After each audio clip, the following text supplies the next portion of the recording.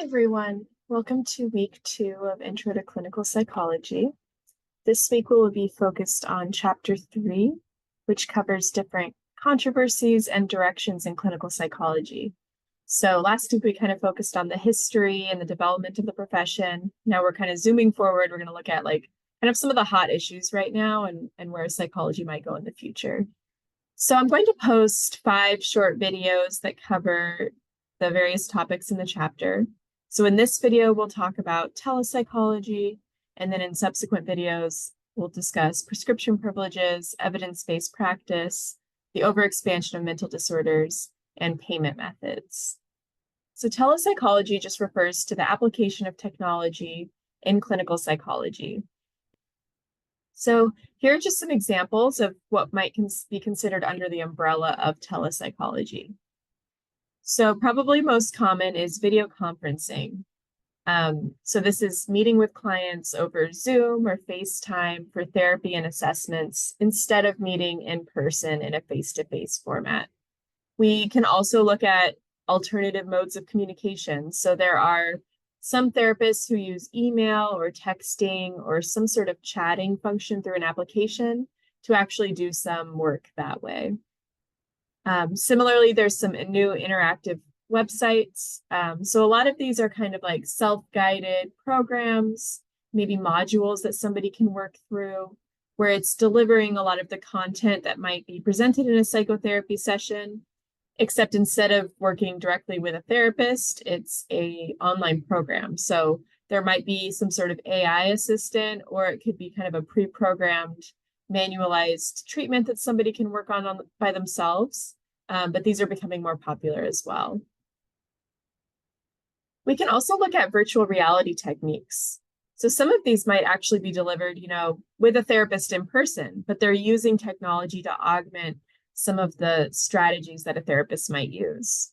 So we will discuss this more when we talk about exposure therapy, which is under behavioral therapy. But essentially, exposure therapy consists of somebody going through the motions of approaching their fear to kind of get used to it, work through the feelings that come up when they're encountering their fear. And virtual reality can be really helpful when somebody is afraid of something that can't be tested in a therapy office.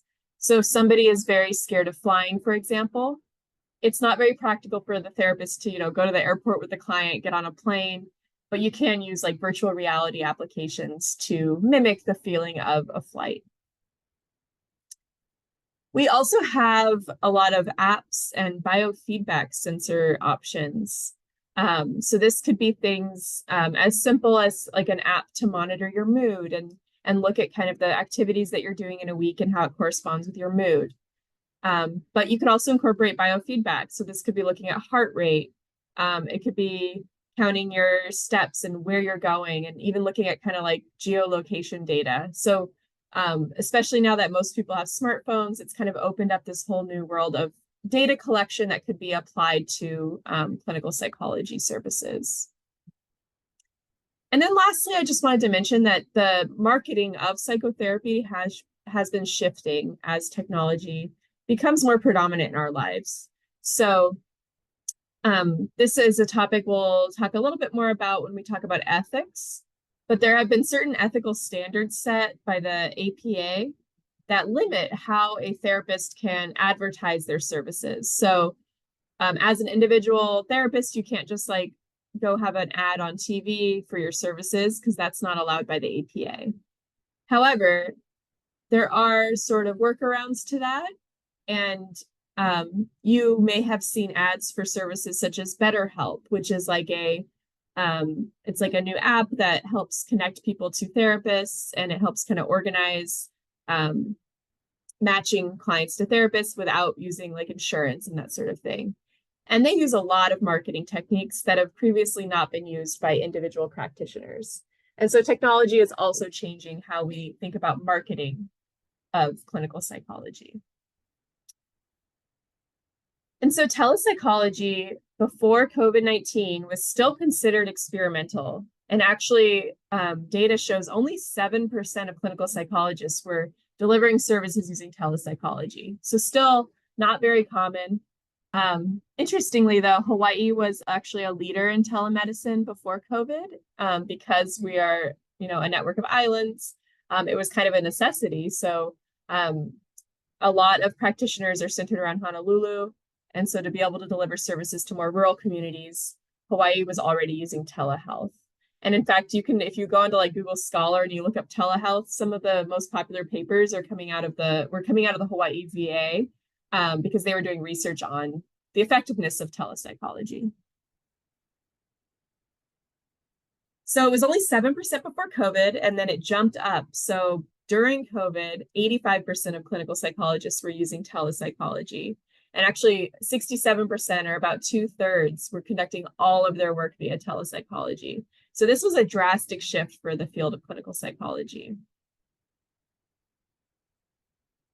And so far, what the research is showing us is that telepsychology works just as well as face-to-face therapy for many disorders. And I just want to note that this is kind of like a broad finding. So this is saying that like across all client types, across all types of therapy, it evens out to be about equal effectiveness if you're doing face-to-face therapy or telepsychology. Though I think that there are individual differences in who it might work better for and who it might not work as well for. So people note that it might actually enhance accessibility for people who have really severe social anxiety, agoraphobia, or severe depression who are having trouble leaving the home. This might be a population of people who were underutilizing services before and are now able to at least kind of start the process of psychotherapy from their own home. There might be other people. My own experience was working with children with some behavior problems right when COVID hit. And that was much more difficult to translate to telepsychology, because, I was working with maybe, 2 to 7-year-olds who are having tantrums, and I'm working with the parents to help manage these tantrums. That work was much easier to do in the room with the client and the parent than it was to try to, deliver via telepsychology. So just anecdotally, that's been my experience. So even though the research says they're about equal, I think it's important to think about individual differences in clients. I think that's just interesting to think about. So teleconferencing software has been available since the 1990s. It's been used in a lot of business fields and certain medical fields. But telepsychology was relatively uncommon prior to COVID-19. I'm just curious what people think about that. And then also just pausing to think, what are some of the pros and cons of delivering psychotherapy in this way? So this could be a good point to pause the video and add some comments for your weekly participation. Just curious to hear what people have to say. So thinking about some of the pros and cons of telepsychology. So in terms of pros, it increases the accessibility, affordability, anonymity, acceptability, and adaptability. So what does this mean? It makes things easier for people to access services. It's arguably more affordable for delivering services, especially to rural communities that don't have easy access to like a health clinic that would offer psychotherapy. It's more anonymous. So people who are afraid of the stigma of going to psychotherapy, they can do so kind of in a more private way from their own home. It's potentially more acceptable. So by being more flexible for the client's lifestyle, they might be more accepting of scheduling an appointment. And it's adaptable. So, COVID-19 taught us that, there might be periods of time where we need to be more online, and there can be other periods of time where we can be more in person. And this allows for that flexibility. So it has increased services to people living in rural areas. And it also provides more services to clients who are in areas that might not be safe for, going about daily life. So people who are living in poverty, dangerous areas, it's a way for psychologists in one location to reach clients in another location. And for both the clients and the practitioners, it's reducing the costs, hassles, and time to travel to the office. In terms of some of the cons, so the client must have adequate access to technology. This has been a bit of an issue, as that transition kind of sharply happened with COVID-19. And in fact, there were some emergency measures taken that allowed for phone-only services. And this was to allow for the fact that not everybody has a strong access to the internet, has a device that they can connect with video conferencing. So there was a period of time where the insurance companies were allowing telephone-based services. It also makes it more difficult to control environmental factors. So when you're asking a client to come into your office, you have already set up your office. It's like a peaceful environment. You're meeting with them. But if the client is at home, you can't control who might be listening in. You can't control how comfortable the client is in their room, the privacy, the security of the internet connection. There's a lot of factors that become out of your control as the therapist.